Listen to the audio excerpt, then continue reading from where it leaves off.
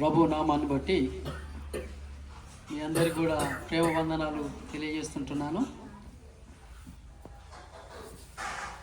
నిన్నటి దినమున నేను హైదరాబాద్లో ఉంటే ధనుసారు ఫోన్ చేసిండు. ఇట్లా మన డాడీది జ్ఞాపకార్థం చేయాలని అనుకుంటున్నా అంటే చాలా సంతోషమై నేను పెద్దపల్లికి రావడం జరిగింది. నిన్న అక్కడి నుండి ఇక్కడికి మళ్ళీ స్కూటర్ మీద వచ్చిన మన సత్యనారాయణ రెడ్డి గారితో నాకు ధనంజయ రెడ్డి సార్ కంటే ముందే సత్యనారాయణ రెడ్డి నాకు తెలుసు. యేసు ప్రభువుని నమ్ముకున్న తర్వాత ఆయన విగ్గమ్మతోని తర్వాత మన చర్చెస్ విజిట్ చేయడం, సంఘాలను దర్శించడము, తర్వాత సాక్ష్యం చెప్పడము, నా సావాస మీటింగ్లలో రావడము, ఇది మరి సత్యనారాయణ రెడ్డి గారితో నాకు ఉన్న పరిచయము. తర్వాత మేము గోదావరికనికి వచ్చిన తర్వాత సత్యనారాయణ రెడ్డి గారు అక్కడికి వచ్చేది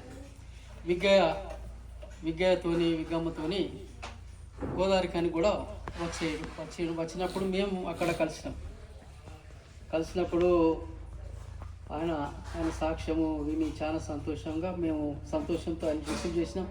చాలా మంచి ఏది పర్సనాలిటీ ఆయనది ఏంటిదంటే చాలా వ్యక్తిత్వం ఎట్లుంటుందంటే చాలా చక్కగా ఆయన పలకరించడము, మాట్లాడడము మరి ఎంతో నన్ను ఇంప్రెస్ చేసింది. తర్వాత ఆయన సాక్ష్యం, ఆయన జీవితంలో నేను నేర్చుకున్న విషయాలు నన్ను ఎంతగానో దేవునిలోనికి నడిపించినవి, ప్రోత్సహించినవి. ప్రాముఖ్యంగా ఈ విషయాలు యేసు ప్రభువుని నమ్మడం అనేది ఇది 40 సంవత్సరాల పూర్వం మన సత్యనారాయణ రెడ్డి సార్ 45 సంవత్సరాల పూర్వము యేసు ప్రభువుని నమ్మాడు. అంతకుముందే జయరాజ్ రెడ్డి గారు, తర్వాత ఇంకొక రెడ్డి ధ్యానల్ రెడ్డి గారు, వాళ్ళు మన మిషన్లో వాళ్ళు రక్షింపబడము, తర్వాత సత్యనారాయణ రెడ్డి గారు రక్షింపబడము, ఆయన సాక్ష్యం పంచుకోవడము మరి మాకెంతో ప్రోత్సాహాన్ని ఇచ్చింది. ప్రాముఖ్యంగా ఆయన రక్షణ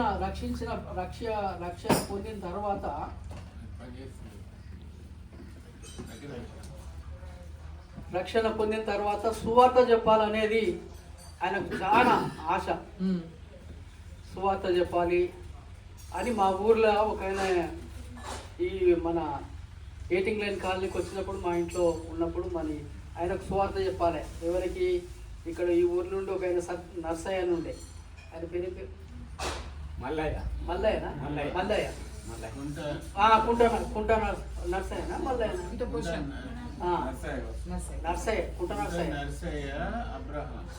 కుంట నర్సయ్య మరి ఆయన దగ్గరికి వెళ్ళి నన్ను తీసుకుపోయి సువార్త చెప్పడము, ఆయనను రక్షణలోనికి నడిపించే విషయంలో మరి ఆయన ఎంతో ప్రయాసపడేది. అంటే మా ఊరోళ్ళు రక్షణ పొందాలనేది చాలా ఆశ లోపట ఉండేది. తర్వాత ఇంకొక ఆయన ఓర్మెన్ ఉండేది,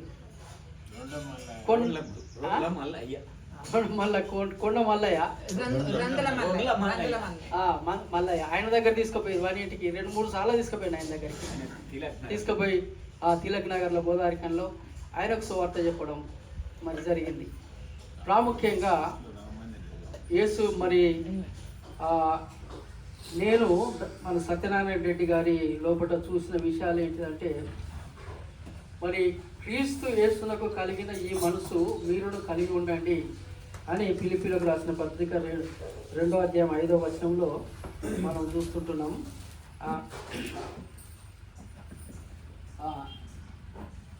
మరి క్రీస్తు యేసునకు కలిగిన ఈ మనసు మీరును కలిగి ఉండండి. మరి తగ్గింపు గుణం ఆయన లోపల నేను చూస్తున్నాను. చాలా మరి తగ్గింపు గుణం. ఆయన ఎక్కడికి వెళ్ళినా కానీ సింపుల్గా ఒక బ్యాగ్, అది సంచి ఏంటిది, ఒక యూరియా సంచి పట్టుకునేది. యూరియా సంచి పట్టుకొని దాంట్లో ఒక అదే బట్టలు పెట్టుకునేది, మందులు పెట్టుకునేది, ఆ యూరియా సంచి పట్టుకొని వచ్చేది. ఆయన మరి ఆయన ఎక్కడికి వెళ్ళినా కానీ మరి సింపుల్గా మరి ఎంతో తగ్గింపు గుణంతో ఆయనలో నేను ఆ తగ్గింపు గుణాన్ని నేను మరి చూసిన. ప్రాముఖ్యంగా క్రైస్తవ విశ్వాస జీవితాన్ని కాపాడుకోవడానికి ఒక ప్రాక్టికల్గా మరి జీవించిన వ్యక్తి సత్యనారాయణ రెడ్డి గారు. మరి ఆయన లోపల ఇంకా మరి చూసినట్లయితే మాతోని కలిసి మా కొడుకున్నాడయ్యా కాగజ్నగర్లో పనిచేస్తాడు, నేను ఈ బొగ్గుబాయిలకు ఆయన రానియా అని రావద్దా అని, ఇక్కడ కూడా పని దొరుకుతుంది కానీ ఇక్కడికి తీసుకురావడం నాకు ఇష్టం లేదు, ఆయన కాగజ్నగర్లో అక్కడ పని చేస్తుండు, ఇంజనీరింగ్ చదివి అక్కడ చేస్తుండ అని చెప్పాడు. అప్పుడు మేము చాలా సంతోషపడ్డాం. వాళ్ళకి ధనంజయ రెడ్డి గురించి చెప్పింది నాకు. తర్వాత మళ్ళీ అనుకోకుండా ధనంజయ రెడ్డి గారు మా దగ్గరికి గోదావరికి రావడం ఇంజనీర్గా, తర్వాత సుశీలమ్మను పెళ్లి చేసుకోవడం, ఇదంతా మనకు తెలిసిన విషయాలు. విగ్గమ్మతోని మాకెంతో సంబంధం ఉన్నది, మా తండ్రికి మాకు. తర్వాత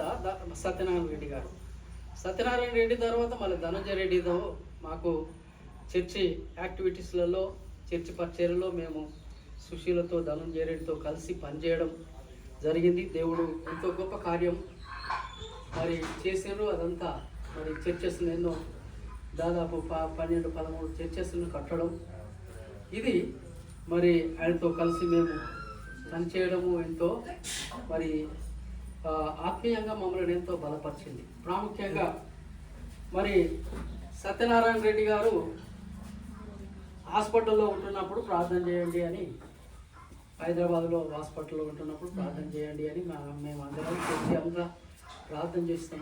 ప్రార్థన చేసిన తర్వాత మాకు చనిపోయింది 29వ తారీఖు నాడు, ఆగస్టు నవంబర్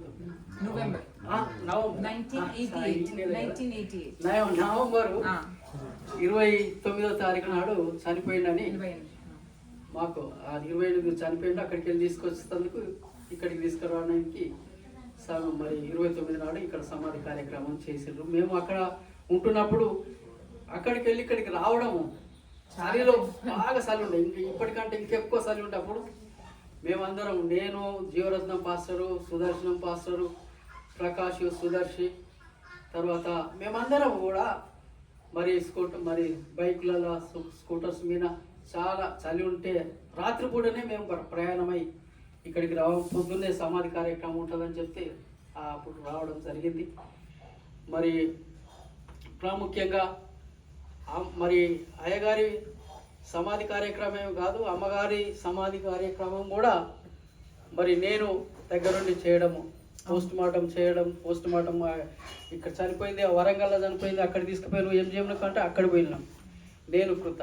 అక్కడంతా చూస్తే అక్కడ లేనే లేదు, పేరు లేదు. మళ్ళీ ఇక్కడికి వచ్చినాం. మళ్ళీ పెద్దపల్లికి వస్తే పెద్దపల్లి హాస్పిటల్ దగ్గర మరి ఉండడం జరిగింది. ఆమెను పోస్ట్ మార్టం విషయంలో, తర్వాత ఈ కార్యక్రమం విషయంలో మరి ముందుండి సమాధి కార్యక్రమంలో నేను మరి అది చేయడం జరిగింది. ప్రాముఖ్యంగా ఒక పరిశుద్ధమైన జీవితాన్ని, క్రీస్తు కొరకు విశ్వాసాన్ని, పరిశుద్ధమైన జీవితాన్ని కాపాడుకునే విషయంలో సత్యనారాయణ రెడ్డి గారు ఎంతో ప్రాక్టికల్గా జీవించిండు. మరి ముఖ్యంగా ఏంటిదంటే ఆయన ఎక్కడికి వెళ్ళినా కానీ మరి ఆయన నమ్ముకున్న తర్వాత ఆయన అన్నదమ్ములు, అక్క చెల్లెళ్ళు ఆయనను దూరంగా ఉంచారు.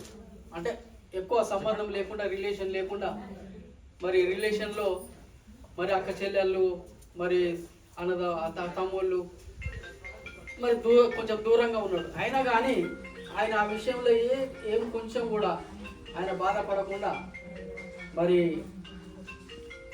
మరి యేసు ప్రభువును ప్రకటించే విషయంలో చాలా ముందుకు మరి వెళ్ళినట్లుగా మనం చూస్తుంటున్నా. మరి ఆయనలో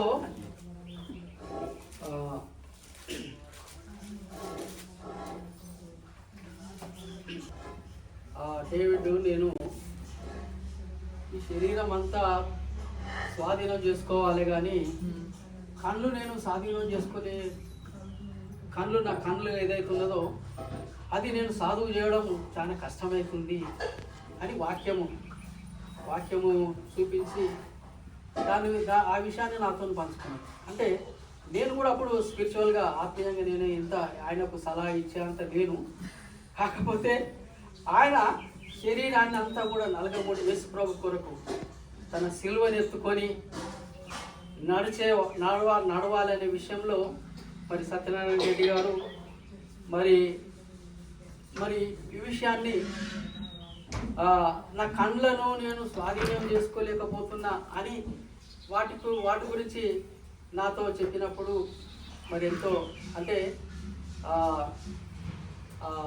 ఆయన ప్రాక్టికల్గా శరీరం అంతా కూడా నలగగొట్టుకోవాలి యేసు ప్రభు కొరకు అని ఆయన చెప్పేది. తర్వాత ఆయన ఎక్కడికి వెళ్ళినా కానీ కొలనూరు వెళ్ళినా, తర్వాత అంటే యేసు మరి సేవకుల ఇల్లు దర్శించటోడు.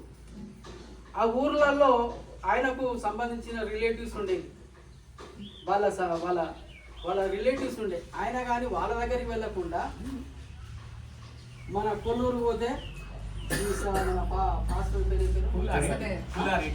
పుల్లారెడ్డి, తర్వాత ఇంకొక జీవరత్నం పాస్టర్ దగ్గరికి అక్కడికి పోయి వాళ్ళ ఇళ్లలో పండుకోవడం,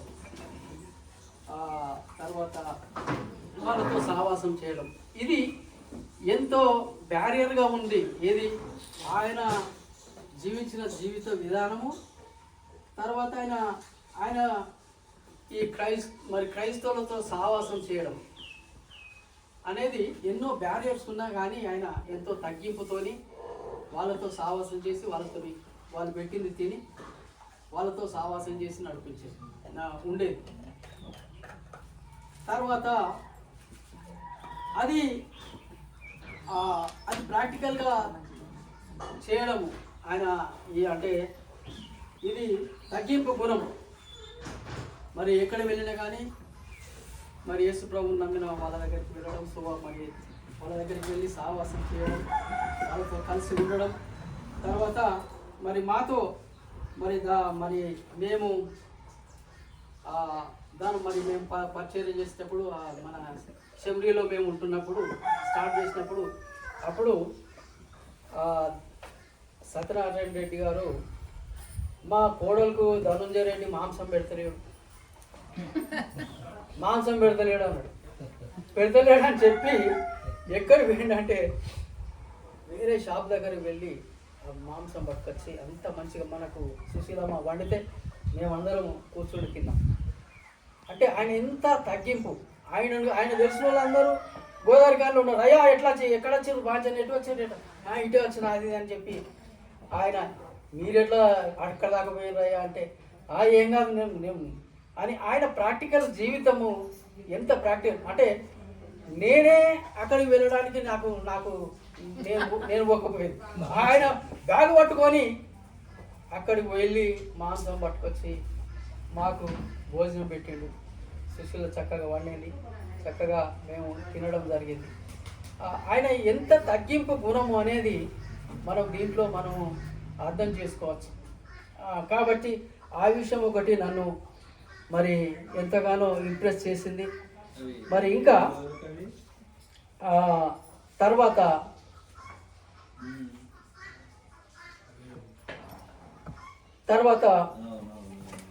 సువార్త చెప్పే విషయంలో చాలా ఆసక్తి కలిగి ఉండేది. తర్వాత శరీరాన్ని మరి ఆయన చక్కగా ఇంతకుముందున్న జీవితం వేరు, యేసు ప్రభువుని నమ్ముకున్న తర్వాత జీవించడం వేరు. మరి తర్వాత ఇంకొకటి ఏంటిదంటే ఆయనకు మన మిషన్లో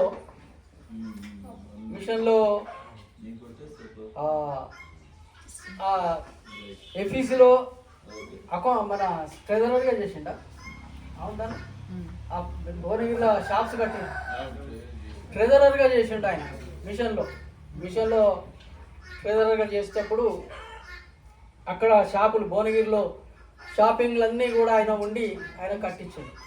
కట్టించేటప్పుడు అక్కడ ఉంటున్న అన్నలు ఉన్నారు కొంతమంది, మన మన మన లీడర్షిప్లో ఉంటున్న అన్నలు, వాళ్ళతోని ఈయనకు ఎంతో కొంచెం అకౌంట్స్ చూసే విషయంలో ఎంతో మరి ఆయనకు కొంత ప్రాక్టికల్ జీవితం, వాళ్ళ జీవితం చూసినప్పుడు ఆయన ఎంతో నొచ్చుకున్నాడు, గాయపరచబడ్డాడు. మరి ఆయన మళ్ళీ యేసు ప్రభుని ఎందుకు నమ్ముకున్నా నేను అని మళ్ళీ వెనుకకు పోయే జీవితం అయిపోయింది ఆయనకి.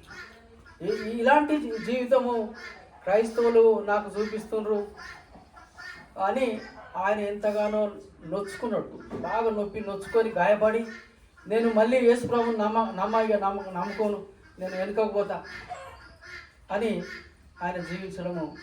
ఆయన మళ్ళీ వెనుకకు వెళ్ళి కొన్ని నెలలు వెనుకకు వెళ్ళిండు. ఆయనను మళ్ళీ కౌన్సిలింగ్ చేసి మరి పెద్దపల్లిలో ఉంటున్న డేవిడ్ సారు, మన సామెల్ సారు, తర్వాత వాళ్ళందరూ కూడా ఈయన మళ్ళీ ప్రోత్సహించి తిరిగి నిలబెట్టడము జరిగింది. థియోడర్ విలియమ్స్ దగ్గర నాకు ఇంకా చాలా అంటే విషయాలు ప్రాక్టికల్ అంటే తెలియదు, కానీ ఆయన థియోడర్ విలియమ్స్ తోని ఆయన మళ్ళీ ఆయన కౌన్సిల్ ఆయన బలపరచబడి మళ్ళీ తిరిగి యేసు ప్రభు లోపల కంటిన్యూ కావడం అది ఎంతో గొప్ప విషయం. తర్వాత ధనుంజయ రెడ్డి కూడా ఇప్పుడు ఉంటున్న క్రైస్తవ సమాజము నాయకులతోని కలిసి జీవించడం అనేది ఆయన కూడా ఇవ్వడం, క్రైస్తవత్వంలో కూడా లీడర్షిప్లో కూడా ఇవ్వడం అది చాలా కష్టం. అంటే వాళ్ళ జీవితానికి వాళ్ళేమో లోకాన్ని ప్రేమిస్తారు, లోకం కావాలి, అటు ఇటు రెండు దిక్కుల అవి రెండింటిని ఉపయోగించుకుంటారు.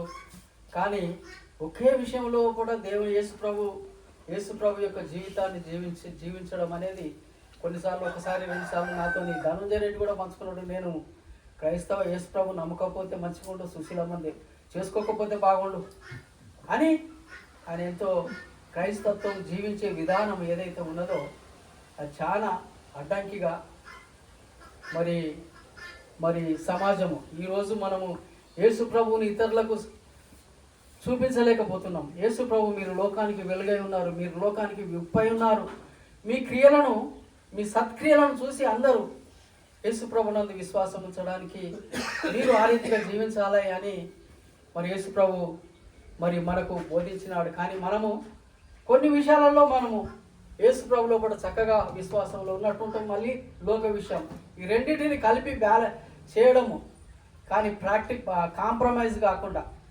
లోకానికి యేసు ప్రభు విషయంలో కాంప్రమైజ్ కాకుండా సత్యనారాయణ రెడ్డి గారు మరి ముందుకు వెళ్ళి ఉంటున్నాడు. మరి ఇంకొక ఏంటిదంటే ఆయన అకౌంటబిలిటీ, లెక్క చెప్పే విషయంలో ప్రతి విషయంలో కూడా లెక్క చెప్పాలి. ఈ లెక్కలనే భువనగిరిలో ఆయనకు గాయం జరిగింది. ఏది వాళ్ళతో కలిసి పనిచేయడం లోపల మరి ఆ లెక్కలు వాళ్ళు చెప్పే లెక్కలు వేరే ఉన్నది, మరి ప్రాక్టికల్గా మరి అసలైన లెక్కలు వేరే ఉన్నాయి. అవి ఎంతో ఆయనకు కష్టమైంది. నేను ఇంకొక విషయం ఏంటిదంటే మా తండ్రి ఆ రాగనేళ్ళలో ఇల్లు అంతా విప్పి అవన్నీ అమ్మిండట. అమ్మితే వచ్చిన డబ్బులు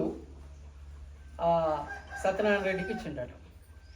డేవిడ్ మీ డాడీ నాకు కొన్ని డబ్బులు ఇచ్చిండయా ఇల్లు అంతా ఇప్పి, అవి తీసుకుపోయి పోస్ట్ ఆఫీస్లో పెట్టిండట. ఆ విషయాన్ని నాతో చెప్పడం. కానీ కొన్ని డబ్బులు అవి ఎక్కువ కావు, కాకపోతే అవి తీసుకుపోయి నేను పోస్ట్ ఆఫీస్లో పెట్టినాయా, అది నీకు అవసరం ఉన్నప్పుడు నువ్వు తీసుకో.